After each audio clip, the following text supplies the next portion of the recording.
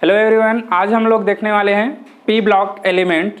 P block elements की अगर बात करें तो इसमें से जो स्टार्टिंग के दो ब्लॉक है जिसमें समूह 13वें के तत्व और समूह 14वें के तत्व मतलब 13 ग्रुप एलिमेंट और 14 ग्रुप एलिमेंट, ये 11th का सिलेबस है जिसको 11th क्लास में देते हैं।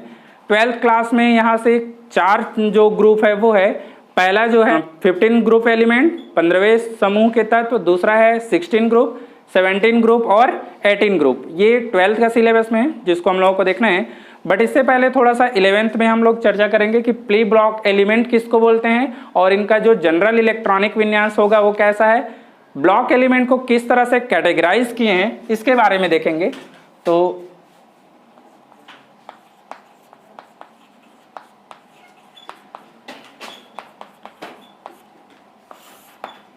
पी ब्लॉक के तत्व या पी ब्लॉक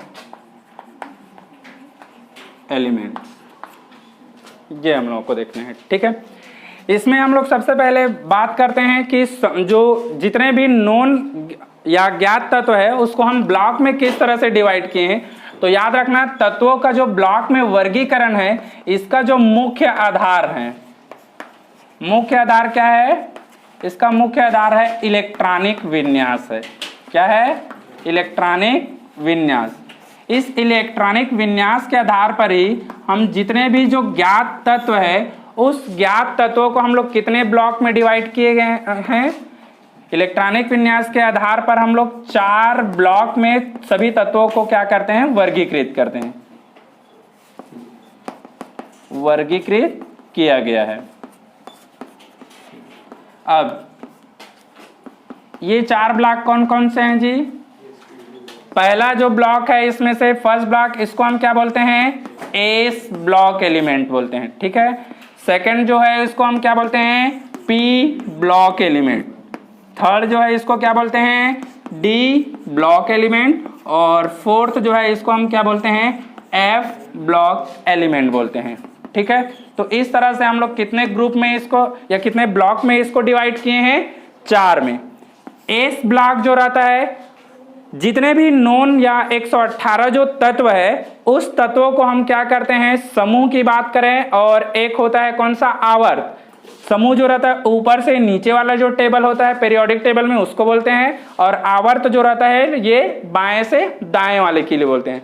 तो अगर मैं एक पीरियोडिक टेबल की बात करूं, 18 समूह है, ठीक है, और आवर्त की बात करें तो कितने आवर्त है, 7 आवर्त है। तो इसमें से अगर हम एस ब्लॉक की बात करें तो पहले हम लोग देख रहे हैं एस ब्लॉक में, तो इसमें फर्स्ट एंड सेकंड समूह जो है ये किस में आएगा, एस ब्लॉक में आएगा। ठीक है, इसके बाद पी ब्लॉक की मैं बात करूं तो पी ब्लॉक में कौन कौन सा समूह आता है, 13, 14, 15, 16, 17, 18, ये जो रहेगा 6 जो है वो किस में आता है, पी ब्लॉक में आता है। ठीक है, अब 1 और 2 यहाँ है, 13, 14, 15, 16, 17, 18 यहाँ पर है। ठीक है, बीच के जो बचे हुए हैं कितने हैं, 10 जो है। ठीक है, उस 10 को हम लोग किस में रखते हैं, डी ब्लॉक में करते हैं।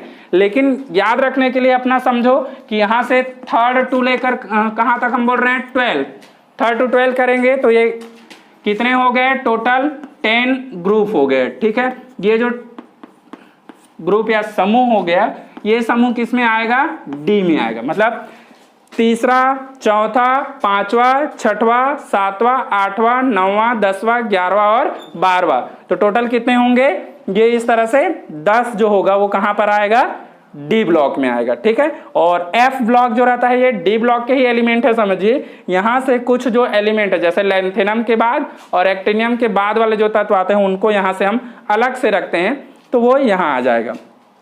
इस ब्लॉक में जो जनरल क्वेश्चन पूछा जाता है वो है इसमें से सामान्य तत्व किसको बोलते हैं और विशेष तत्व किसको बोलते हैं। ठीक है, तो ये वाले जो रहता है इसको हम क्या बोलते हैं, सामान्य तत्व या सामान्य एलिमेंट बोलते हैं। किसको, एस और पी ब्लॉक एलिमेंट को। ठीक है, इसको हम लोग क्या बोलते हैं, इसके लिए एक और नाम यूज करते हैं, कौन सा, सामान्य तत्व बोलते हैं। तो ये याद रखिएगा, एस और पी के लिए वर्ड यूज करते हैं। डी ब्लॉक जो रहता है इसको हम क्या बोलते हैं, संक्रमण तत्व बोलते हैं। क्या बोलते हैं, संक्रमण तत्व बोलते हैं, और इसको हम क्या बोलते हैं, आंतरिक संक्रमण तत्व भी बोलते हैं, इंटर ट्रांजिशन एलिमेंट, और इसको ट्रांजिशन एलिमेंट, इसको जनरल एलिमेंट बोलते हैं। किसको, एस और पी को। ये तो हो गया इस ग्रुप के लिए जो नॉर्मल चीजें जो हमको पता होनी चाहिए। दूसरी चीज है कि हम लोग एक्चुअल में इसको एस, इसको पी, इसको डी और इसको एफ क्यों बोल रहे हैं। तो जैसा कि मैंने लिखा है, इसके इलेक्ट्रॉनिक विन्यास मेन रीजन या आधार है। अब अगर हम इसके तत्वों का इलेक्ट्रॉनिक विन्यास लिखेंगे तो इसमें जो लास्ट इलेक्ट्रॉन, जो अपकमिंग या आने वाला इलेक्ट्रॉन रहेगा लास्ट वाला, वो अगर कहाँ जा रहा है, एस सबशेल में इंटर कर रहा है। ठीक है, मतलब एस जो उपकक्षक है यहां पर अगर प्रवेश कर रहा है तब उसको हम लोग किस में रखेंगे, एस ब्लॉक में। अगर मान के चल रहे हैं जो लास्ट इलेक्ट्रॉन है वो कहां पर है, पी सबसेल में इंटर कर रहा होगा, तो उसको हम क्या बोलेंगे, पी ब्लॉक एलिमेंट बोलेंगे। अगर लास्ट इलेक्ट्रॉन जो आने वाला है वो कहां जा रहा है, डी ब्लॉक में, तो उसको हम किस में रखेंगे, उस तत्व को डी ब्लॉक एलिमेंट में। और अगर लास्ट आने वाला इलेक्ट्रॉन है वो कहां जा रहा है, एफ सबसेल में जा रहा है, तब उसको हम किस में रखते हैं, एफ ब्लॉक एलिमेंट में। जैसे एक उदाहरण देख रहे हैं, मान के चलते हैं मैं सोडियम लिया, सोडियम का इलेक्ट्रॉनिक एटॉमिक नंबर कितना है, परमाणु क्रमांक 11 है। इलेक्ट्रॉनिक विन्यास लिखेंगे तो कैसे लिखेंगे, 1s2 2s2 2p6, कितना हुआ, 10 हुआ। नेक्स्ट आएगा 3s1। देखो यहां पर लास्ट इलेक्ट्रॉन किस में गया है, किस में गया है जी, एस सबसेल दिख रहा है यहाँ पे। अगर ये एस सबसेल में जा रहा है तो इसको हम लोग किस में रखेंगे, एस ब्लॉक में रखेंगे। समझ में आया। चलिए मैं एक ले रहा हूं फास्फोरस, फास्फोरस का क्रमांक कितना होता है, 15 होता है। ठीक है, इलेक्ट्रॉनिक विन्यास कैसे लिखेंगे, 1s2 2s2 2p6 3s2 3p3 आएगा, ऐसे ही आएगा ना। 6 4 10 हो गया था, 12 और 3 15, यही था क्रमांक इसका। अब देखो लास्ट इलेक्ट्रॉन किस में गया हुआ है, पी में गया हुआ है, तो जब पी में गया है तो ये फिर किस में आएगा, पी ब्लॉक में आएगा। समझ में आया, ये ऐसा लिखते हैं इसको, क्लियर है। तो जो ये ब्लॉक का वर्गीकरण है वो किसके बेसिस पर हुआ है, इलेक्ट्रॉनिक विन्यास, और उसमें देख क्या रहे हैं कि लास्ट इलेक्ट्रॉन कौन से सब सेल में जा रहा है, जिस सब सेल में जा रहा होगा उसी सब सेल में हम उस तत्व को रखेंगे। इसका मतलब सोडियम जो है वो किसके तत्व है, एस ब्लॉक के। फास्फोरस किसके तत्व है, पी ब्लॉक के। समझ में आया। एक और उदाहरण लेते हैं जिससे हम डी को क्लियर करेंगे। मान के चलते हैं हम लोग ले रहे हैं किसको, क्रोमियम को ले रहे हैं। ठीक है, क्रोमियम का एटॉमिक नंबर याद होगा आई थिंक सबको, कितना होता है, 24 होता है। मैं इसमें लिखने का सबसे सिंपल तरीका बताया था, पहला नंबर जो रहता है 4s में जाता है और बाद वाला जाता है किसमें, 3d में, जिस टाइम मैं पढ़ा रहा था। अगर नहीं आता है तो ऐसा लिख लो, 1s2 2s2 2p6 3s2 3p6। अभी हुआ है 18। ठीक है, 18 के बाद हम करेंगे 4s2, कितना हो गया, 20। अब कितना है इसमें, 24, तो ये हो जाएगा कौन सा, 3d4 हो जाएगा, ऐसा होगा। लेकिन अगर कोई ऑर्बिटल क्या हाफ फिल हो या फुल फिल हो, ऐसा केस में स्टेबल होता है, तो उसको स्टेबल बनाने के लिए एक इलेक्ट्रॉन कहाँ चला जाता है, यहाँ। तो इसका इलेक्ट्रॉनिक विन्यास संशोधित हम लिखते हैं 4s1 3d5 लिखते हैं, ऐसा लिखते हैं। इसका मतलब देखो लास्ट इलेक्ट्रॉन जो है वो किस में आ रहा है, डी में आ रहा है क्या। तो क्रोमियम किस में आएगा बताओ, देखो डी दिख रहा है, इसका मतलब ये कौन सा एलिमेंट है, डी ब्लॉक एलिमेंट है। क्लियर है। तो ये हम ऐसा इसको क्लासिफाई करते हैं, जिसका लास्ट इलेक्ट्रॉन जिस सब सेल में जाएगा उसी सब सेल का ब्लॉक बना दिया गया है कि S block, P block, D block और एफ ब्लॉक। वैसे इसमें हम लोग एफ ब्लॉक की भी लिखेंगे, जिसमें 90 के बाद आता है। तो 90 तक के हमको इलेक्ट्रॉनिक विन्यास से यहाँ लिखने में बहुत दिक्कत होगी, इसलिए हम उसको नहीं बताते हैं, उदाहरण में केवल इतना 2-3 को लेते हैं। ये समझिए कि ऐसा सेम कहाँ होगा, वहां पर। और ये सीक्वेंस कैसे आता है, इसके लिए मैं पहले ही तुम लोगों को आप बाउ रूल बता चुका हूँ, याद होगा, कौन पहले आएगा कौन सा बाद में आएगा। ऐसा तीर वाला जो एक डायग्राम बनाया था मैं, तो उसके बेसिस पर ये हम उसको क्लासिफाई करते हैं। क्लियर है। हमारा जो मेन टॉपिक है वो कौन सा है, पी ब्लॉक, हमको इसको मेंशन करना है, ये वाले ब्लॉक को। ठीक है, नेक्स्ट हम लोगों को देखना है पी ब्लॉक। पी ब्लॉक के लिए अगर हम लोग बात करें तो यहां पर इसका सामान्य इलेक्ट्रॉनिक विन्यास बोल रहे हैं। सामान्य इलेक्ट्रॉनिक विन्यास इसका कैसा होगा जी बताओ। इसका सामान्य इलेक्ट्रॉनिक विन्यास होगा NH2NP 126 होगा। इसका मतलब लास्ट वाला जो रहेगा वो इलेक्ट्रॉन P में आएगा। P की क्षमता होता है मैक्सिमम 6 की, तो पहला इलेक्ट्रॉन भी हो सकता है, दूसरा, तीसरा, चौथा, पांचवा, छठवां, इस तरह से P में अगर 1 से 6 तक है और वो लास्ट है तो वो सारे तत्व किस में आएंगे? P ब्लॉक एलिमेंट में आएंगे। तो उसी के बेसिस पर इसका सामान्य हम लोग क्या करते हैं? इलेक्ट्रॉनिक विन्यास रखते हैं। ठीक है, समझ में आ गया होगा। अब P ब्लॉक एलिमेंट्स में अगर हम बात करें तो जैसा कि मैंने अभी बताया, इसमें टोटल कितने समूह आते हैं? 6 समूह होते हैं। अब इसमें मैं लिख रहा हूं, इसमें कुल 6 समूह होता है। समूह के मैं नाम लिख रहा हूं, देखो कौन कौन सा। एक है 13वें समूह, 14वें समूह, 15वें समूह, 16वें समूह, 17वें समूह और ये हो गया कौन सा? 18वें समूह। ठीक है, इस तरह से टोटल कितने हो गए? देखिए 6 समूह हो गए।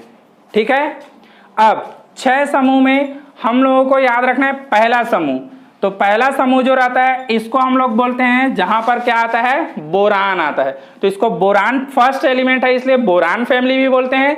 याद रखने का मैंने पहले तरीका बताया था, बैगन, आलू, गाजर इन थैला, इस तरह से। तो ये ऐसा ही यहां पर काम आएगा, वो चीजें जो मैं बोला था याद रखना करके। तो ये हो गया बोरान। इसके बाद आएगा एल्यूमिनियम, बैगन, आलू, गाजर, इन होगा। ठीक है, इसके बाद आएगा 14वें समूह में। 14वें समूह में कार्बन पहले आएगा, है ना? इसको कार्बन फैमिली बोलेंगे। जो पहला एलिमेंट होता है उसी के बेसिस पर फैमिली बोलते हैं। तो ये हो गया काशी गए शंकर प्रभु, मतलब काशी से कार्बन हो गया, सिलिकॉन हो गए, गए का GE है, इसके बाद SN और इसके बाद PB। शंकर प्रभु मतलब ये टीन और ये हो गया लेड हो गया। ठीक है, PB। नाइट्रोजन, नेक्स्ट वाला आएगा nitrogen family, New Zealand, Pakistan, Australia, सब BK। यही था। नेक्स्ट हम लोग बात करते हैं कौन सा आ गया? Oxygen family. ठीक है, ओल्ड स्टाइल से टेलीफोन बोलते हैं, ये इस तरह से ऐसा याद रख सकते हो, या oxygen, sulphur, selenium, tellurium, polonium, जैसा याद करना चाहो। और यहाँ पर कार्बन वाले के लिए फिर बोलते हैं फ्लोरीन, मतलब 17वें मतलब फ्लोरीन फैमिली, या इसको हम लोग बोलते हैं कौन सा? हैलोजन फैमिली भी बोलते हैं। क्या बोलते हैं? हैलोजन फैमिली भी। तो ये हो जाएगा फ्लोरीन, क्लोरीन, ब्रोमीन, आयोडीन, ये 4 लेते हैं। ठीक है, और लास्ट में फिर आ जाएगा कौन सा? निष्क्रिय ग्रुप का समूह, या इनर्ट ग्रुप बोलते हैं इसको। इनर्ट ग्रुप में आएगा कौन सा? हीलियम, सॉरी हीलियम को ऊपर लिख रहे हैं क्योंकि इसके जस्ट बाद आएगा 9 के बाद 10, नियान, आर्गन, क्रिप्टॉन, जिनान, और लास्ट में RN करके हो गए, ऐसा करके। ठीक है, RN करके होगा, रेडान करके। तो ये जो ग्रुप के तत्व हैं ये याद रखने हैं। समझ में आया? ये हमारे पूरे P ब्लॉक एलिमेंट है। अब देखो इस P ब्लॉक एलिमेंट में से जो समूह 13 है और समूह 14 है, ये एक्चुअल में 11th का सिलेबस है। अगर पढ़ाई हुआ रहता तो तुम लोग 11 में पढ़े रहते इसको। ठीक है, तो अभी हमारा सिलेबस में ये नहीं है, तो हम इसको क्या करेंगे? स्किप करेंगे। हम लोग स्टार्ट कहाँ से करेंगे? समूह 15 से, यहाँ से स्टार्ट करना है मेन हम लोग को। तो समझ में आ गया होगा कि P ब्लॉक में हम लोग टोटल कितने समूह रखे हैं? ये वाला 6 समूह है। 6 समूह में पहले के 2 समूह तो 11th में है, पीछे के जो 4 समूह है जिसमें एक है nitrogen family, oxygen family, halogen family या फ्लोरीन फैमिली बोल सकते हैं, और ये हो गया लास्ट समूह जिसको हम लोग क्या बोलते हैं? निष्क्रिय ग्रुप समूह। निष्क्रिय इसलिए क्योंकि उसकी अष्टक कंप्लीट होता है, किसी से वो रिएक्ट नहीं करते हैं। रेयर केस में जैसे जिनान वगैरह है उसके हम लोग देखेंगे, उसके यौगिक है कंपाउंड, मतलब वो जिनान जो है क्रिया करता है। ठीक है, एक्टिव है वो या भाग लेता है, पार्टिसिपेट करता है, तो उसके हम कंपाउंड देखेंगे। बाकी इसमें से जो 18वें समूह है उसमें से किसी के कंपाउंड या यौगिक नहीं दिखेगा, इसका मतलब वो किसी से रिएक्शन करता ही नहीं है। ठीक है,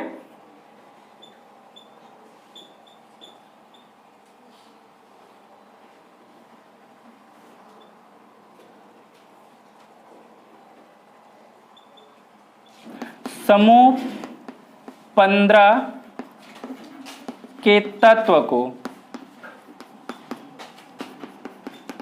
नाइट्रोजन फैमिली कहा जाता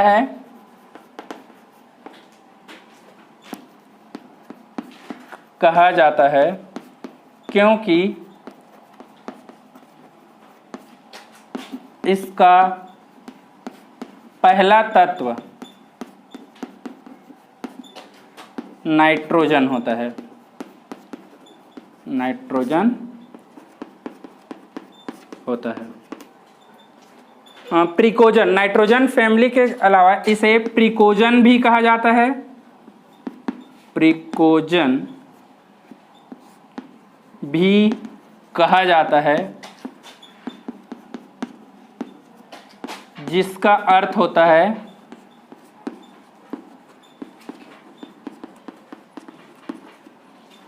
दम घुटने वाला।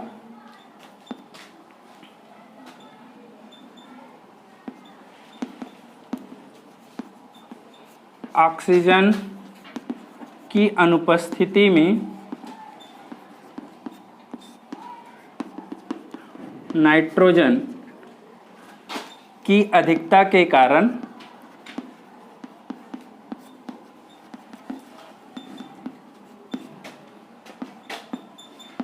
दम घुटने लगता है। इसलिए इस समूह को प्रिकोजन भी कहते हैं।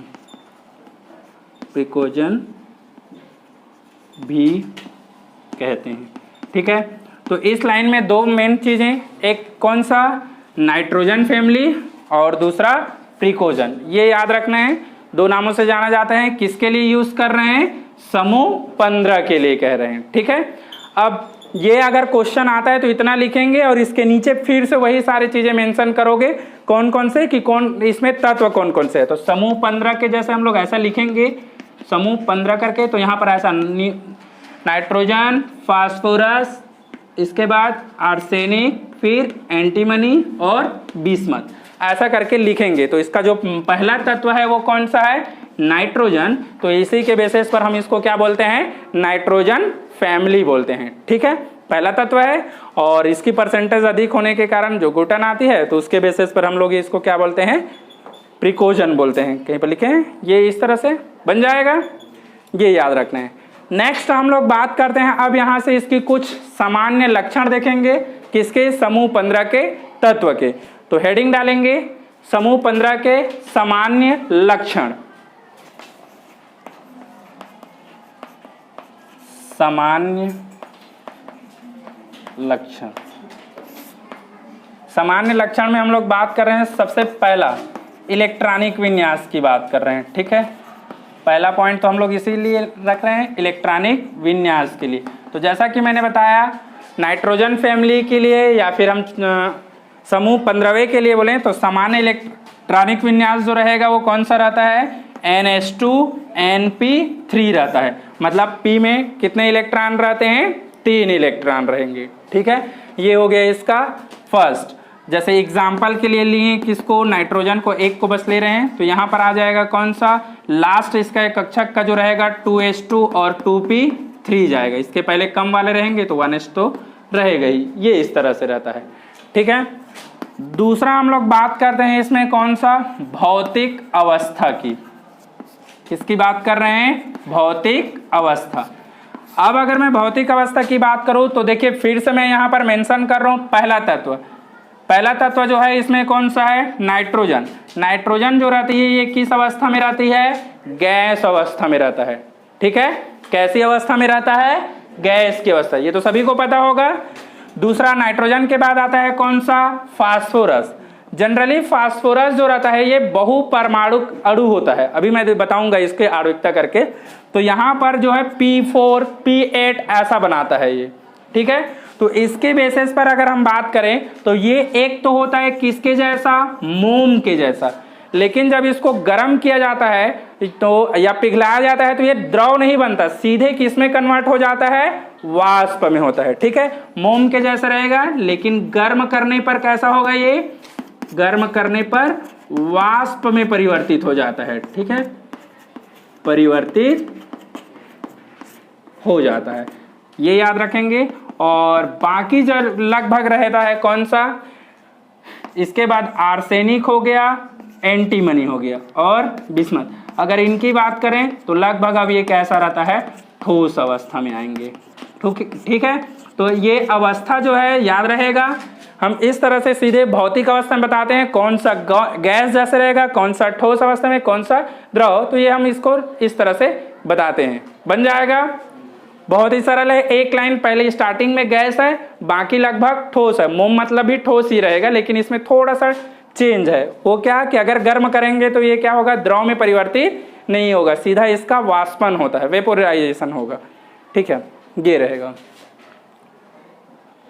थर्ड जो गुण हम लोग देखना है, ये कौन सा है, परमाणु त्रिज्या।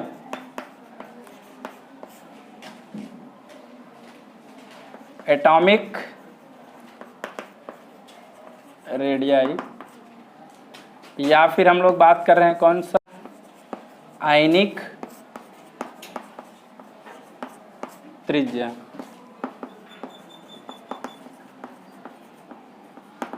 आयनिक रेडियाई,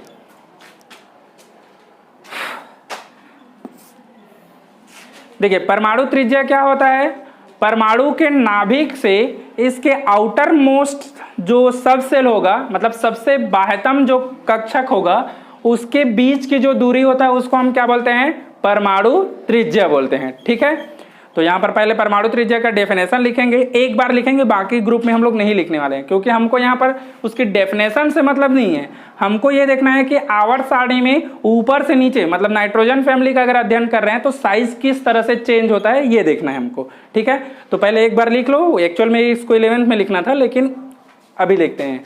तो लिख लीजिए, परमाणु के नाभिक से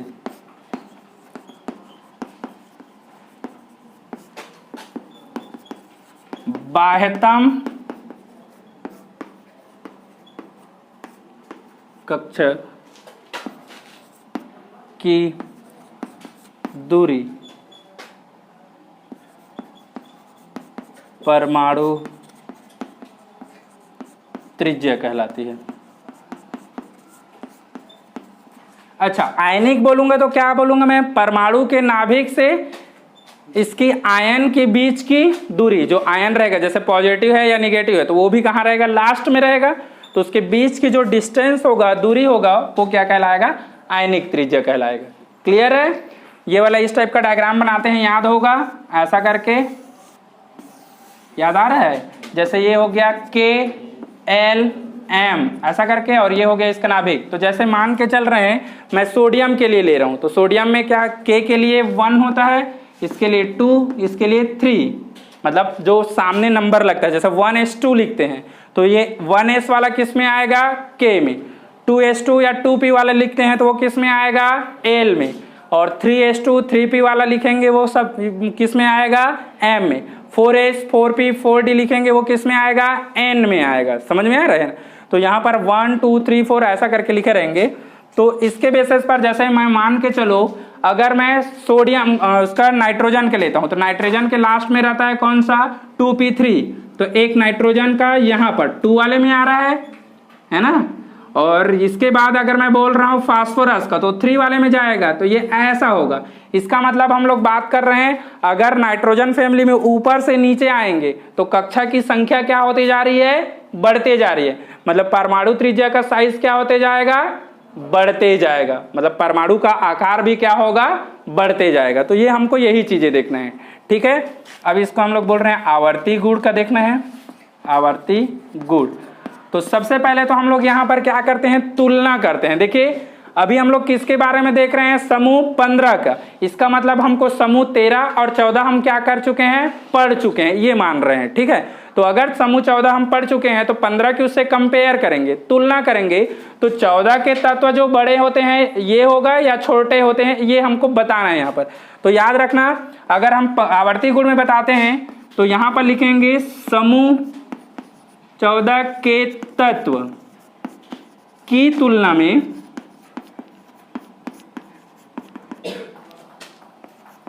समूह 15 के तत्वों का परमाणु त्रिज्या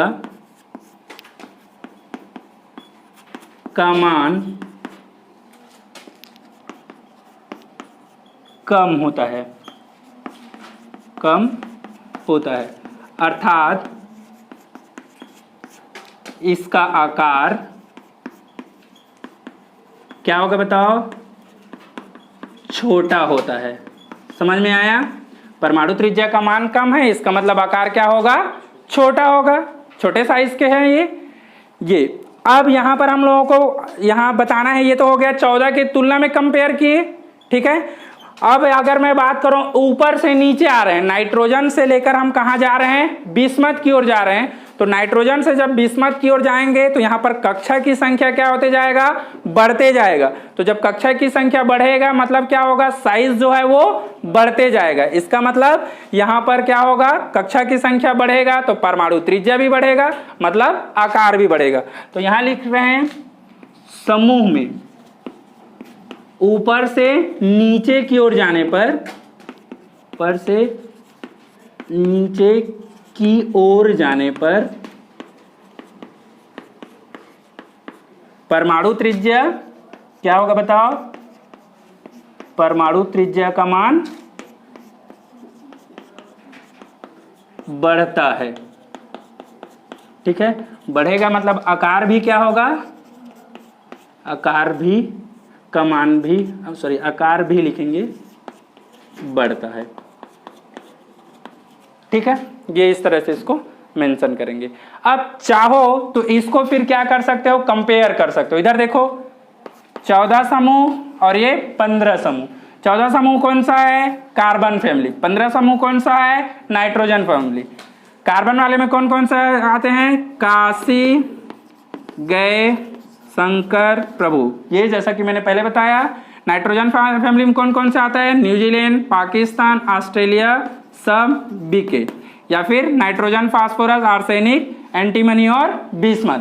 अब अगर क्वेश्चन ये आया ऑब्जेक्टिव, कार्बन और नाइट्रोजन में किसका साइज बड़ा होगा, तो किसका साइज बड़ा होगा, कार्बन का, क्योंकि हम बाएं से दाएं की ओर जाते हैं तो साइज क्या होता है, घटता है, छोटा होते जाता है। देखो हम यही लिखे, समूह 14 के तत्व की तुलना में 15 के तत्वों का परमाणु त्रिज्या का मान कम होता है, अर्थात इसका आकार क्या होता है, छोटा होता है। तो इन दोनों में छोटा साइज किसका होगा, नाइट्रोजन का, बड़ा साइज किसका होगा, कार्बन का।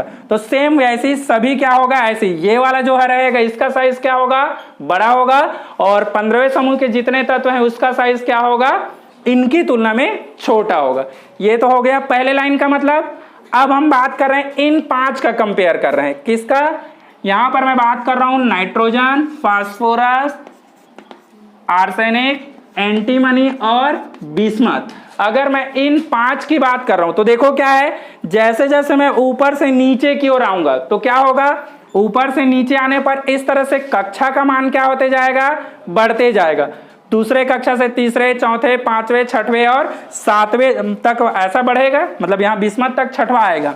इसमें 2 कक्षा है, 3, 4, 5 और ये 6, ऐसा कक्षा बढ़ रहा है। जब कक्षा बढ़ेगा तो साइज भी क्या होते जाएगा, बढ़ते जाएगा। तो इन 5 में सबसे बड़ा साइज किसका होगा, बिस्मथ का। सबसे छोटा साइज किसका होगा, नाइट्रोजन का। तो अब ऑर्डर कैसा होगा, ऐसा होगा। समझ में आया, ये इसका क्या होगा, सीक्वेंस होगा। सबसे बड़ा इसमें कौन सा है, बिस्मथ, और सबसे छोटा इसमें कौन सा है, नाइट्रोजन है। समझ में आया। इसको ऐसा तो लिखे ही थे इलेक्ट्रॉनिक विन्यास में, कौन सा, इसमें 2s2 2p3 आएगा करके, इसमें आएगा 3s2 3p3 लास्ट में, इसमें 4s2 4p3, 5s2 5p3, 6s2 6p3।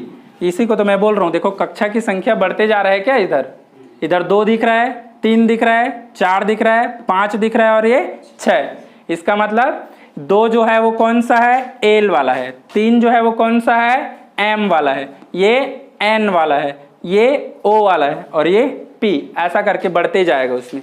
तो ये वाला जो साइज है ना, ऐसा अभी 3 बनाए हैं, एक आएगा यहाँ पर ऐसा, चौथा आएगा, एक आएगा यहाँ पर पांचवा, और एक आएगा कौन सा ऐसा, छठवा वाला। तो देखो साइज बड़ा हुआ, इसी को हम लोग क्या कर रहे हैं, शब्दों में लिख रहे हैं। समझ में आया, कक्षा की संख्या बढ़ रहा है इसलिए परमाणु का साइज भी क्या होते जाएगा, बड़ा होता जाएगा।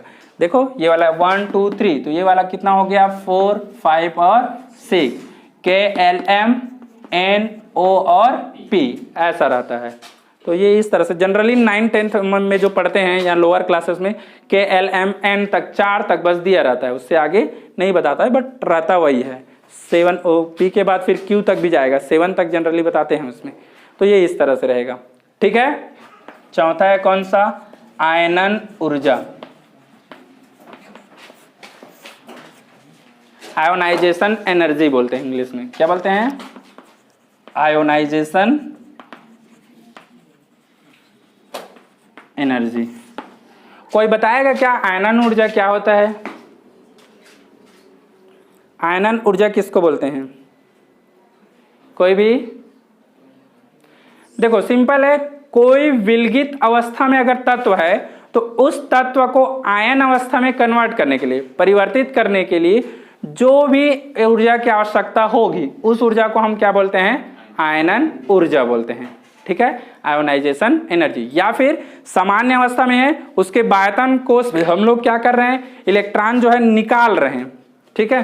तो निकालने के लिए अगर जो ऊर्जा की आवश्यकता होगी उस ऊर्जा को हम क्या बोलते हैं, आयनन ऊर्जा। मतलब कोई भी मुक्त या उदासीन परमाणु के बाह्यतम कोष से एक इलेक्ट्रॉन निकालने के लिए जो आवश्यक ऊर्जा होती है उसको हम आयनन ऊर्जा, या एक इलेक्ट्रॉन निकालकर आयन में परिवर्तित करने के लिए आवश्यक ऊर्जा क्या कहलाती है, आयनन ऊर्जा कहलाती है, आयोनाइजेशन एनर्जी। तो सिंपल इसका लिख सकते हैं, विलगित तत्व के बाह्यतम कोष से एक इलेक्ट्रॉन निकालकर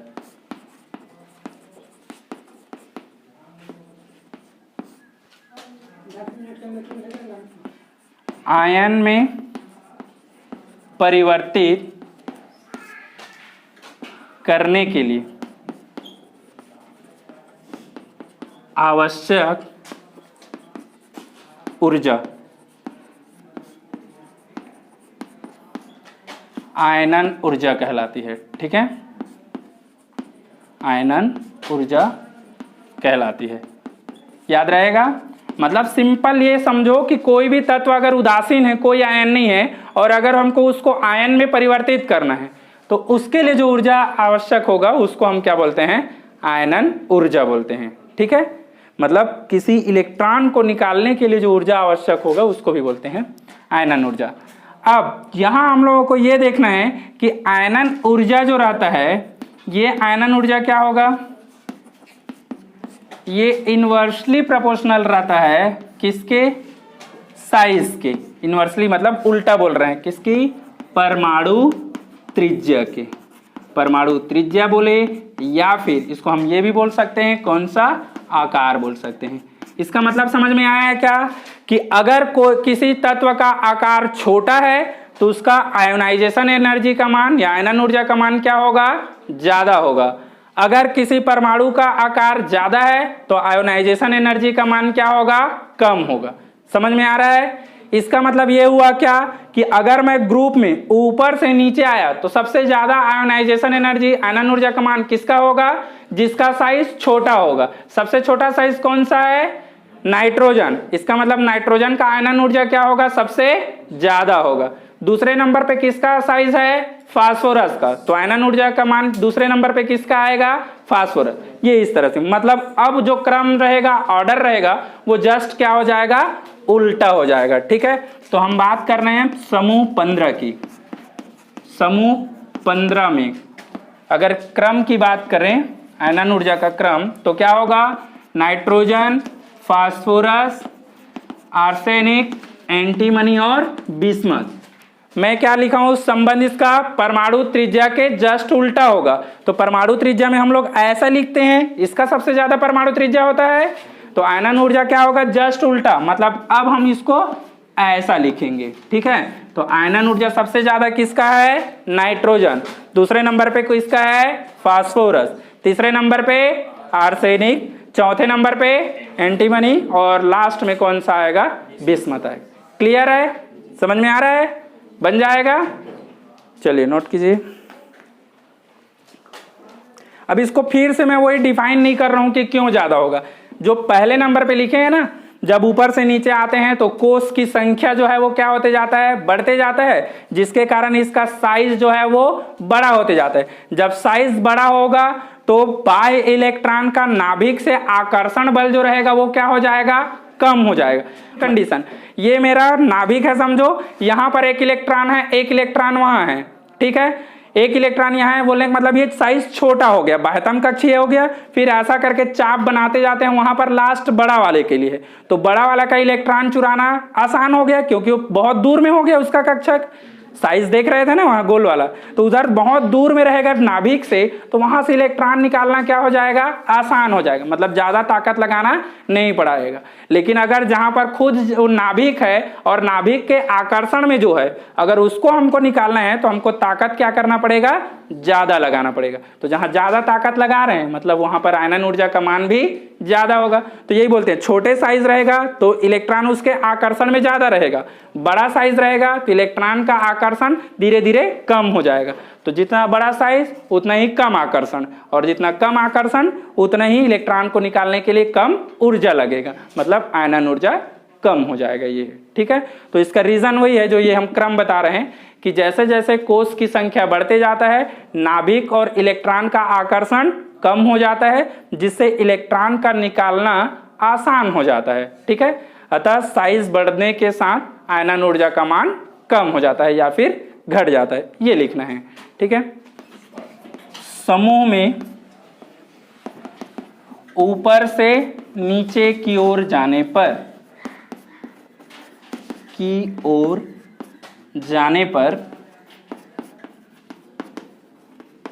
कोष की संख्या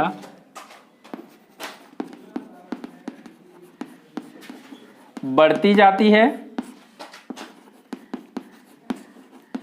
जिससे नाभिक तथा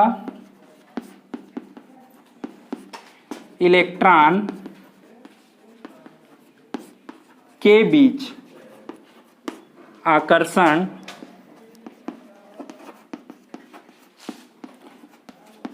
घटते जाता है, अतः इलेक्ट्रॉन को आसानी से मुक्त किया जा सकता है,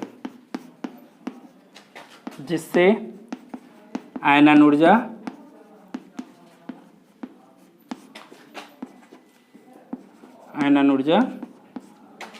का मान कम होते जाता है।